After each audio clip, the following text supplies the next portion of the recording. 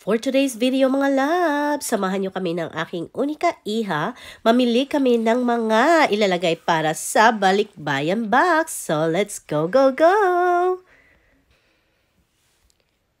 Ayan, naghahanap po tayo ng mga murayta at the same time, masasarap na mga pagkain kasi yan naman talaga ang gusto ng ating mga kababayan. Yung mga goods talaga na galing abroad na hindi pa nila natitikman. Kaya mostly nilalagay natin sa ating balikbayan box ay mga pagkain, mga cereal, mga ganarn.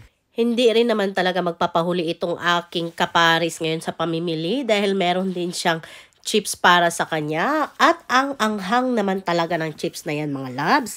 Kaya hindi namin sila ina-allow talaga na magkain ng chips palagi, especially mga ganyan. Huwag din natin kalimutan ang mga luncheon meat kasi importante yan at saka gustong-gusto yan ng ating mga kababayan. Mga luncheon meat, naghahanap lang kami ng medyo murayta.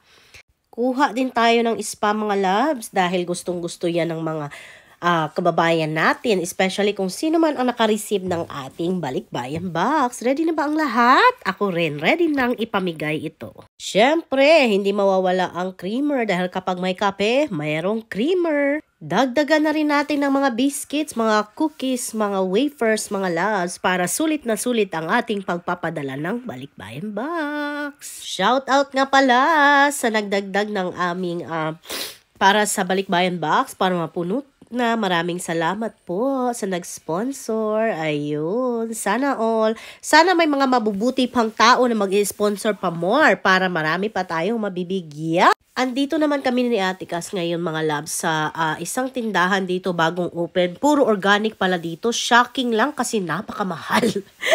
Mahal po ang mga benta nila kasi nga organic. Ayan, kaya nagsubok lang kami at bumili kami ng tinapay lamang po at saka para sa burger meat, yun lang. At ready na kami magbayad mga labs dahil yan lang po talaga ang medyo murayta dito sa tindahan na ito. Dito naman kami ngayon mga loves sa Jack in the Box dahil nag-decision kami mag-lunch kami dito. At least meron kaming mother and daughter bonding time. Diba wow? Ano? Wait a minute. Hi guys! We're at Jack in the Box. We're here spending that money. Sa wakas mga labs, andito na po yung aming lunch. Kumuha lang kami ng burger, tag-isa kami at saka tag-isa din kami ng fries. At meron din po kaming drinks. Ayan. So kain lang muna kami mga labs and thank you so much for watching this video. Maraming salamat po sa inyong lahat, sa inyong pagsubaybay. God bless you all. Bye for now. Hi guys! This is the after result of us being in Jack in the Box and eating so much